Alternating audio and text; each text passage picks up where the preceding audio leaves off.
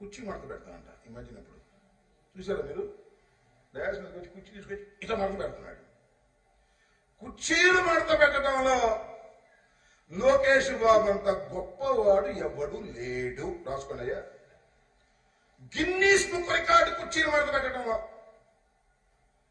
ఒక కుర్చీ ఏంటది?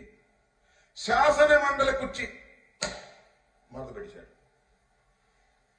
మంత్రి 5 శాఖల మంత్రి, 5నా 6 మరి ఎన్నో మంత్రి కుర్చీ మడత పెట్టేశాడు.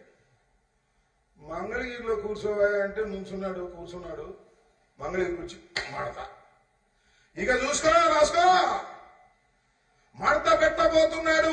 తెలుగుదేశం కుర్చీనే మడత పెట్టకపోతే అడగండి, ఎన్నికలైందో తెలుగుదేశం కుర్చీనే మడత పెట్టేస్తాడు. ఏమీ సందేహం లేదు. నేను అనేక సార్లు చెప్తున్నా, అరే బాబు, మీ తెలుగుదేశానికి పట్టిన శని ఈ కుర్చీలు మడత పెట్టే లోకేష్ ఎలా బాబు అంటే, మీరు నా మాట నమ్మరు. ఈ ఎలక్షన్ అయిపోయిన తర్వాత తెలుగుదేశం కుర్చీ కూడా టపాలను మడత పెట్టిన తర్వాత అరే రాంబాబు గారు చెప్పింది వెళ్ళలేకపోయామండి, మా లోకేష్ వచ్చాడు, శని పట్టింది, పార్టీని మూసేశారు అనేటువంటి కార్యక్రమాలకు తీసుకొచ్చేటువంటి కార్యక్రమం చేస్తారని కూడా ఈ సందర్భంగా నేను మనవి చేస్తున్నా. సవాళ్లు స్వీకరించదలుచుకుంటే, దమ్ముంటే, వెన్నుపూసలో బలముంటే సవాలు స్వీకరించండి. ఎప్పుడో చెప్పాం, సింగిల్ గా వచ్చే దమ్ముందా అని. మేము సింగిల్ గా రాలేమండి, సవాల్ అయితే చేస్తాం.